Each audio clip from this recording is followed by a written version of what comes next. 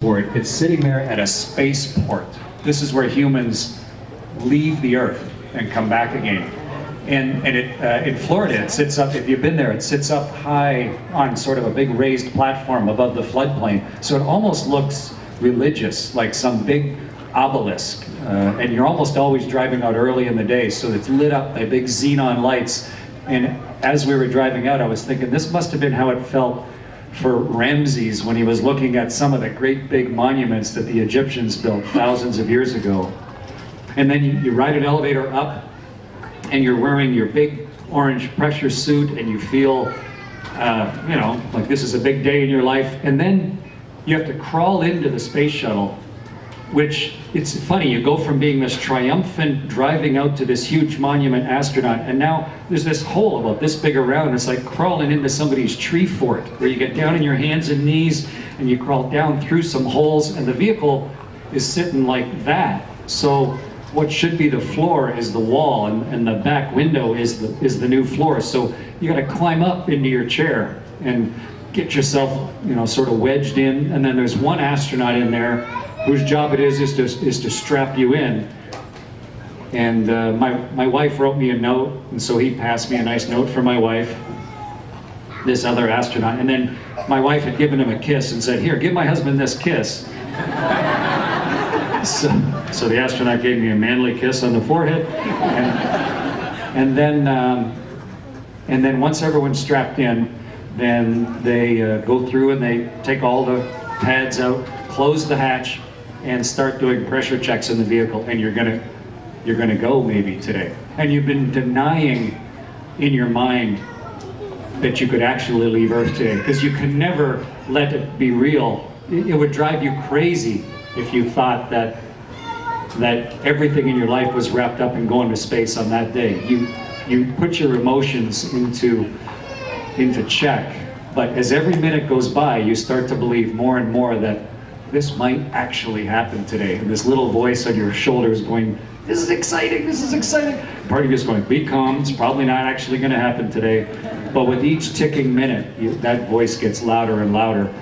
When you're about 30 seconds from launch, the vehicle is completely alive underneath you. It's like you're on top of a big dragon that is stirring and coming to life. And then 6 seconds before launch, the engines start to light. And the space shuttle was strapped to a great big gas tank, and the engines didn't push right up through the middle. So as the engine started to light, it would bend the whole thing. You feel the whole vehicle get torqued by the force pouring out the back, and you get swayed forward, and then reach like an elastic limit of the space shuttle, like a big tuning fork, until it creaked to a stop and then hit back vertical. Took about 6 seconds. Call it the twang. And as it hit vertical coming back again, then the two solid rockets would light. And you know for sure when you have 7 million pounds of thrust that you are going somewhere today. You go, it's hugely violent. It's the vibration, because it's a tank and a shuttle and two solid rockets, it's a bunch of stuff all bolted together, so it shakes a lot. It's not one solid piece. So high vibration, enormous force, like someone has their foot in the small of your back, and they're just pushing you harder and harder and harder as you're getting accelerated straight up. And in 45 seconds, you're going through the speed of sound, straight up, accelerating. You know, Chuck Yeager's big accomplishment, and you're going straight through it on the way up. And in 70 seconds, you're higher and faster than the Concorde ever went. 2 minutes, the solid rockets are empty, they explode off in a big flash and fall down into the ocean to get used again. And then another 6 minutes and 40 seconds of just like sitting in a dragster with your foot to the floor, just going faster and faster and faster, until at the end of it, you are going Mach 25 times the speed of sound. You're going 17,500 miles an hour, 5 miles a second. From LA to Boston in 10 minutes. You're going that fast after 9 minutes. And you're getting squished and pummeled in your chair, and then all of a sudden, instantly, the engine shut off, and you're weightless. Just like that. Oh my gosh. I really like launches. They're a lot of fun.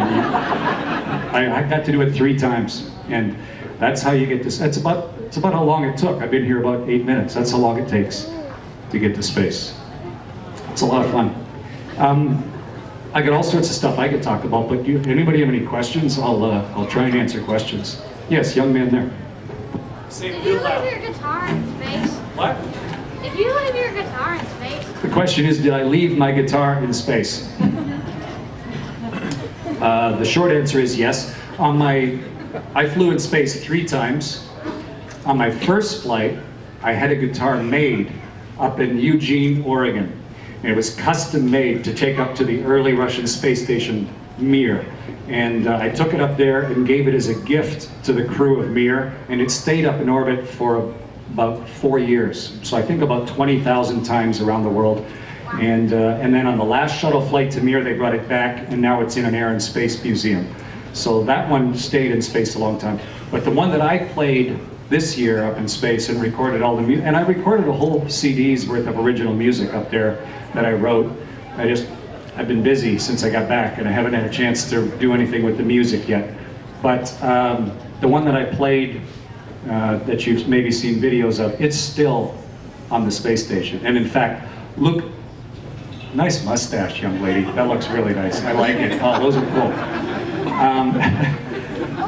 In fact, right now, 3 of my friends are getting in a spaceship to come home. Right now, they're in their little spaceship about to come home this afternoon. One of them is Luca Parmitano, and Luca and I play guitar together on Earth lots. And he played that guitar up there.